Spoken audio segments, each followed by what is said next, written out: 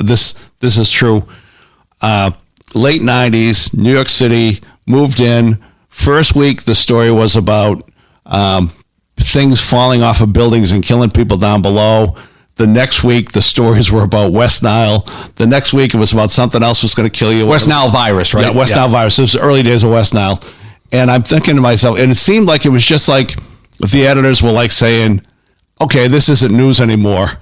And you had the feeling that people kept dying from like things falling off of buildings, but it was like there'd be a couple cases in a week, and then they wouldn't talk about it. And I just got the feeling it was like, yeah, it's not news. Part of a building fell on a person. Not news. It's no big deal, right? Not anyway. Back to not in New York, it is. So this is so as a fatalist. Here's the thing: I'm a person who doesn't want to kill Dale's family.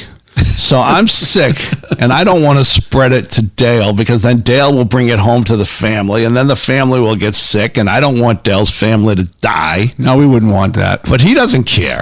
He doesn't care.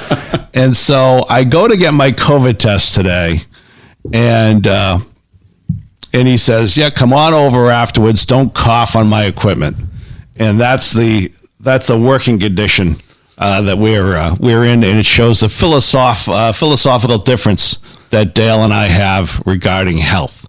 Now, having said that, Dale goes on walks. He keeps himself in shape. His immune system is strong, very strong, very strong. And I'm just like I could be recalled at any time. All right, we hope not, Dave. We hope not. Who's going to host? Structural iron and steel workers, driver sales workers and truck drivers, refuse and recyclable materials collectors, and then our top five. Top five, baby. Top five. You ready for the top five? I'm ready. These are transportation incidents and slips and falls. Helpers in the construction trades. I mean lumpers, the guys that are at the bottom and they're picking up the bricks and all the shingles and all sorts of other stuff that the other people drop. Falls, slips, and trips. Yep. Roofers. I've been to many roofers who have fallen off roofs. I was surprised by the amount. I didn't write it down when I transferred it. That's two things you never want to do. Don't ever roof your own house. Yep. Pay the people. I don't care what they charge you. Just pay them. You're going to do it once in your life. And trees. Don't ever cut your own trees down. Pay the tree company a couple of $1,000. I don't care if they rip you off. Don't be sending you and your nitwit drunk son out there on a Saturday with a chainsaw trying to cut down a few limbs. Just pay the people. We're gonna get to the tree care guys. All right. But I had a friend who fell off his roof. Yeah, and he lives in the Cove area of Beverly, so he had a very soft lawn, and so he was fine. He was able to fall off his second story roof. The lawn was just like a pillow. You know how they are down there. Absolutely. They're all wealthy there in the Cove. Yeah, they got nice grass. But he was very fortunate. He didn't get hurt, which is amazing. Having said that, I had another friend, worked construction, dropped 15 feet years ago and killed him.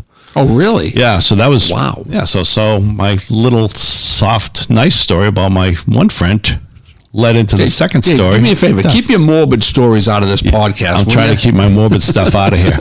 Number 3, aircraft pilots and flight engineers. Most common cause of fatal injuries not released. They don't have that on here. The Aviation Safety Network reported 7 fatal plane crashes in the U.S. in 2019, 16 fatalities. So that sounds like they were not major. They sound like small craft. You have an aircraft with 200 people. That's a big body count right there, Dave. Yeah. 61.8 fatal incidents per 100,000 full-time equivalent workers in 2019. Okay, blah, blah, blah. Logging workers, which I think includes tree care. That's number 2. Contact with objects and equipment, which means cutting your line with your saw. What's the rate per 100,000 on that? 68.9. You want to know something? If you look at that, so 68.9 people per 100,000 in that profession will die. All right, how about Chicago? Their murder rate. I think their murder rate's probably around, is it like 30 or 40? So basically, we're all saying that Chicago is a shithole, But Chicago is a lot safer than being an electrical worker, right? So why don't you go to Chicago next weekend, Dave, right? And just go hang out in Chicago. More than being a logging worker. Or a logging worker. Here, you want to know what the most dangerous occupation is? It's a tree worker. No, that was not. two. Oh, that was okay, two. all right. This is 145 per 100,000 full-time equivalent workers. Fatal injuries, which is basically deaths that result either right on the job or from injuries suffered on the job. What is it, the road. Dave? I'm in suspense. Fishing and hunting workers. Really? Well, I can see you out in the woods all day long. A couple of bears come up and take a nip at you, or get bit by a bug, drown, fall in the river. I'm going to bet that most of these are fishing. I bet fishing's more dangerous than hunting. But maybe not. Maybe you're right. Maybe they get lost. Maybe they die of exposure. The guys out in the big fishing boats and stuff like that. Transportation injuries. The majority of the 44 fatal injuries sustained by workers in 2019 were transportation injuries. So, I don't know. So basically, I think what you probably can get from this podcast today is that maybe we can have the U.S. government put everyone back on unemployment so no one has to work anymore. Then we'll all be safe. Yeah, we'll all be safe. That's a good thing. Anyway, this is what this leads into for me. This is a story that when I was getting my master's in business management, this was from 2013. And I read this during the Harvard Business Review. And I thought, here's what's funny, because when you and I talked about it, it doesn't have no stupid meetings, which is surprising. Most of these, what makes a great workplace is when you don't have unproductive, horrible meetings. And I know that in police departments have a lot of horrible meetings that are they're all horrible because all they are is someone with the biggest ego, whoever has the biggest ego. Okay. Whether it's the chief, a lieutenant, or I don't know, captain, a patrolman, whoever. They'll go up there and they'll tell everyone how bad they're doing their job. They'll tell everyone how to do it correctly. And then they'll tell you to go hit the streets and don't even ask a question. Don't complain. Just do what I tell you to do. They don't tell you, hey, be safe out there. Yeah, some guys might Hill say Street, be safe. like Hill Street Blues. Be safe. Yeah. No, it's more of a do as I say mentality in law enforcement, in contrast to, say, the Marine Corps, which my heart loves. Okay. The do as I do philosophy. Is that what the Marine Corps does? Do as I do. Okay. If I'm going to tell you to do it or ask you to do it, Dave, I'm going to do it first. Okay. So here's the Creating the Best Workplace on Earth is the name of the story from the Harvard Business Review. It's written by I just want to let everyone know that you said master's degree, you're quoting Harvard. You did not go to Harvard, correct? I did not go to Harvard, no. I went to a much smaller, less expensive school. Probably not as academically rigorous, but who knows? I don't have anything to compare it to because I never went to Harvard. But this is... Anyway, it was by two university professors, Rob Goffey and Gareth Jones. I want to give credit where credit is due. And here's what they said. They said, suppose you want to design the best company on earth to work for. What would it be like? They've been investigating from a management perspective, and they've created this thing called an organization of your dreams. And here are the parts of it that are, I think, the kind of the 6 points, the 6 key points. Tell me if this applies to policing. All right. In a nutshell, it's a company where individual differences are nurtured. Information is not suppressed or spun. The company adds value to employees rather than merely extracting it from them. The organization stands for something meaningful. The work itself is intrinsically rewarding, and there are no stupid rules. I knew I'd get you on stupid rules. Let's see. And obviously this goes to this. If you're in a utopian organization like this, and they even say sometimes it's very hard to achieve because sometimes even the statements they make come in contrast or at odds with each other. But they did find this. Highly engaged employees are more likely to exceed expectations, 50% more likely than less engaged workers. And companies with highly engaged people outperform firms with the most disengaged folks by 54% in employee retention. Yep.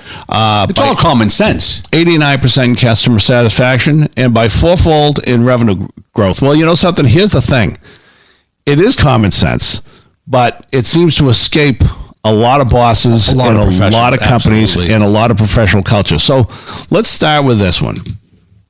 And I know that a private company to a government entity, you've got different goals, but as an organization, let people be themselves. Yeah, in policing, we used to say this kind of jokingly, that independent thought is not welcome in most law enforcement agencies. You will not think independently. We will tell you how to think.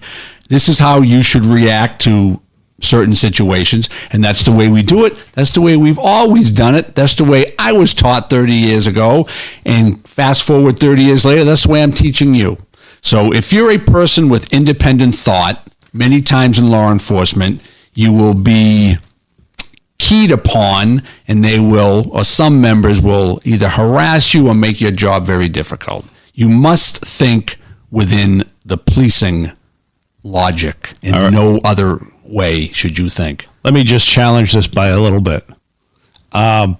Less so now than 20 years ago, but you do have discretion in the field. You have discretion. And this is where I think when you're talking about police, where people who are wearing the same uniform, in the same organization, applying the same laws to different situations, applying the same training to different situations, life or death training.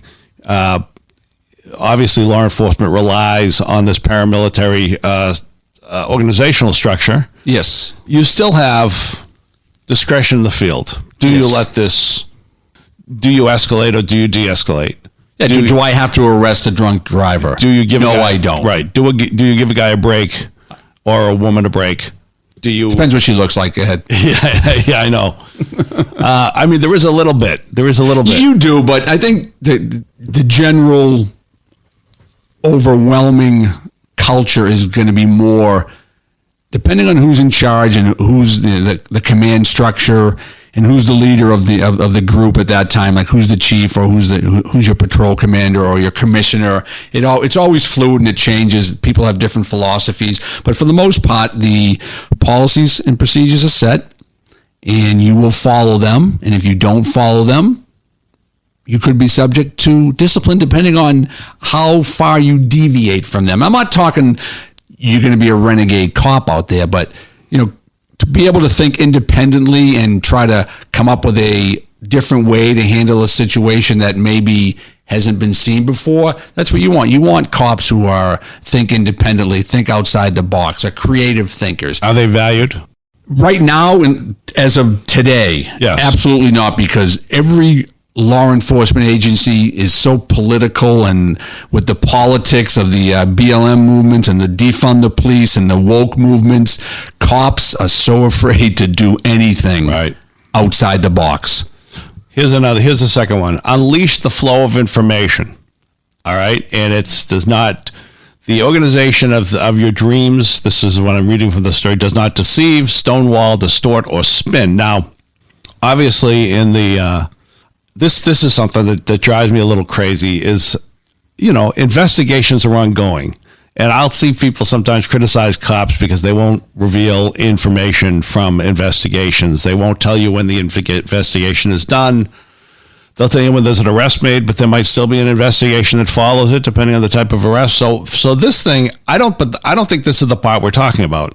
I think civilians sometimes don't understand this. But I mean within the organization. All right, so are police departments honest with each other? Absolutely not. Okay. Let me address the first point is, if there's a homicide or if there's some a sex crime going on or something like that in the schools or whatever, obviously the police can't release certain aspects of the case until there's an arrest. And even if there's an arrest, they're not going to give you all the information. And that's just the integrity of the investigation. At some point, it's going to go to trial, so you can't release that information until you have to. But what the issue is in law enforcement is you have certain elements within departments. There's controversy within, say, the state police and the local police, the state police and the DEA, meaning agencies will have information. They may have information about people who are selling drugs or selling weapons in a community. A certain agency may have that information, and they will not tell the local agency that they are investigating